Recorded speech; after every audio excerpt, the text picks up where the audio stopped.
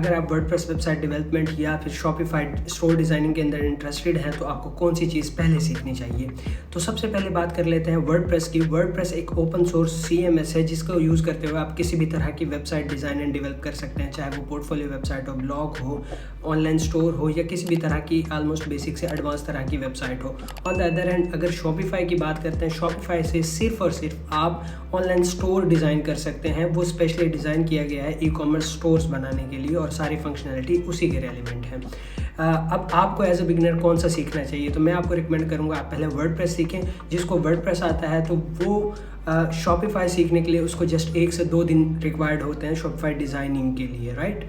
तो आपको पहले वर्डप्रेस सीखना चाहिए। जिसको वर्डप्रेस आता है वो विदिन 1 to 2 डेज़ शॉपिफाई सीख सकता है या कोई भी और CMS सीख सकता है। अगर आपको नहीं पता वर्डप्रेस कहाँ से सीखना है तो मेरा कंप्लीट डिटेल्ड कोर्स यूट्यूब पे अवेलेबल है, वहाँ पे जाके सीखें।